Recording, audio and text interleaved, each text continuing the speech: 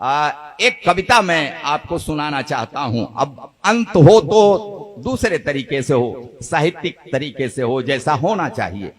हास्य की खूब बढ़िया बातें हुई, श्रृंगार की बातें हुई, एक रस छूट गया है जो मैं। बिल्कुल दादा, स्वागत, आदेश है। बिल्कुल बिल्कुल। अरे तालियां बजाकर आप सब निवेदन करें दादा से। वाह, ये इसमें कविता जैसा कहीं कुछ मिल जाए तो वो आपकी समझदारी है, नहीं तो वर्णनात्मक शैली में ये मेरी कविता है। कुछ देखिए कविता के तत्व तो मिल जाए तो अच्छी बात है। एक सच्ची घटना प्रयागराज की। एक बाप के दो बेटे, दोनों अफसर। देखिए इस कविता को जेब में रख के ले जाइएगा, इसलिए सुना रहा हूं। यह मिशन की कविता है और इसमें थोड़ा सा उठिए नहीं, बस 4 मिनट में सुनाता हूं, सुनिएगा। एक बाप के दो बेटे, दोनों अफसर, दोनों की मां का देहांत हो गया। उन बेटों की मां का देहांत हो गया। 13वीं बीती। 13वीं के दूसरे दिन दोनों बेटों ने बाप से कहा। तब बाप ने जो उत्तर दिया, बाप के मुंह से जो शब्द निकले, जो बातें निकली, मैं वो आपको सुना रहा हूं। एक बार ताली बजा करके बस शांति बनाइएगा। बाप ने कहा कि खेत बाग घर बेच दूं, चलकर रहूं तुम्हारे साथ शहर में। 1 महीना छोटे के घर, 1 महीना बड़े के घर में।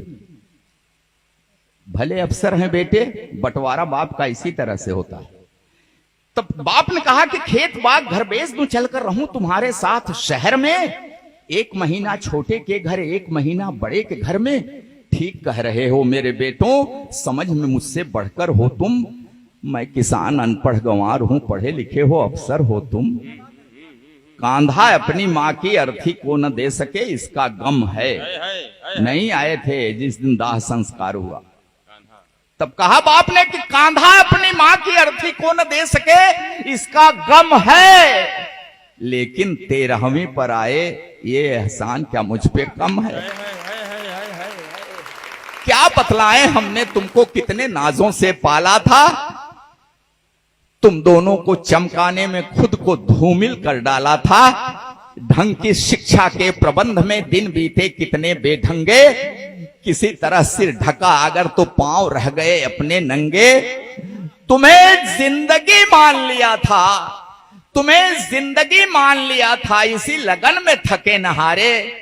हम कितने बेरंग हुए, तब सुर्ख हो सके स्वप्न तुम्हारे। स्वयं बेसुरे हुए तुम्हारे जीवन के संगीत की खातिर। कदम कदम पर हमें हारना पड़ा तुम्हारी जीत की खातिर। जीत मिली तो क्या बतलाएं, कितनी फूल गई थी छाती। लेकिन किस्मत ऐसी निकली, हार गए हम जीती बाजी। 3 महीने तक मां तड़पी, तड़प तड़प कर देखी रास्ता। मगर न आए उसके बेटे, एक व्यस्त दूजा भी व्यस्त था। पूरी काया कान थी उसकी, हर आहट को आंक रही थी। आंखों की बेचैनी पल पल दरवाजे को झांक रही थी। बीमारी उसका क्या करती, जीने की दृढ़ता थी गहरी। लेकिन अपने पन की टूटन शायद झेल न पाई ठठरी। मां करती रह गई प्रतीक्षा अपने बेटों के आने की। बेटे करते रहे प्रतीक्षा मां के प्राण निकल जाने की। अंतिम सांसों तक ममता की परछाई आंखों में देखा। पत्थर दिल वाले बेटों को पथराई आंखों में देखा। उम्मीदों की ढली दोपहर, एक कसैली सांझ हो गई। 2 बेटों की महतारी अंत समय में बांझ हो गई। उम्मीदों की ढली दोपहर, एक कसैली सांझ हो गई। 2 बेटों की महतारी अंत समय में बांझ हो गई। कभी स्वार्थी सगा न होगा, कितनी भी ऊंचाई छू ले।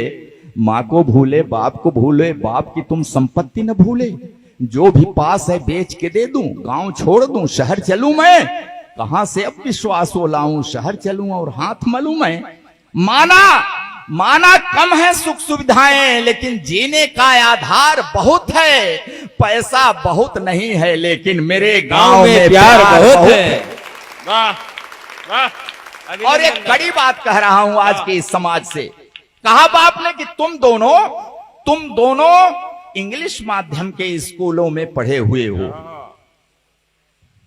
पछतावा हो रहा है उस बाप को, कितना कष्ट करके इंग्लिश माध्यम के स्कूलों में पढ़ाया। तब कह रहा है कि तुम दोनों इंग्लिश माध्यम के स्कूलों में पढ़े हुए हो, अंग्रेजी में बचपन बीता, अंग्रेजी में बड़े हुए हो, तो तुम जो यह व्यवहार किए हो ये ताज्जुब की बात नहीं है। तुम जो यह बर्ताव किए हो ये ताज्जुब की बात नहीं है, क्योंकि अंग्रेजी की किसी किताब में श्रवण कुमार का पाठ नहीं है। जिंदाबाद, अभिनंदन अभिनंदन। कि तुम जो यह बर्ताव किए हो ये ताज्जुब की बात नहीं है, क्योंकि अंग्रेजी की किसी किताब में श्रवण कुमार का पाठ नहीं है। रास्ता देख रहे अशकों का आशीर्वाद भी ले न सके तुम, मेरे लायक बेटों माँ को अंजलि भर जल दे न सके तुम। देखो इसका नाम है कल्लू। वहीं एक नौजवान गांव का पड़ोस का खड़ा हुआ है, तब इशारा किया बाप ने कि देखो इसका नाम है कल्लू, हमें खिलाकर फिर कुछ खाया, 3 महीने साथ रहा, ये कब सोया मैं जान न पाया। बेटा वह जो बुझते मन में जीवन की एक आस जगाए, बेटा वह कपते हाथों की जो बढ़कर लाठी बन जाए। तुम दोनों इतिहास रचे हो तो मैं भी नया इतिहास रचूंगा, खेत बाग घर जो भी पास है सब कल्लू के नाम लिखूंगा। बहुत अच्छे, वाह वाह। और मैं ऐसे ही नहीं सुना रहा हूं, 25 बीघा कला जमीन लिख दिया। ये सच्ची घटना है, अखबार में निकली तब मैंने लिख दिया उस बाप ने। कहा कि खेत बाग घर जो भी पास है सब कल्लू के नाम लिखूंगा।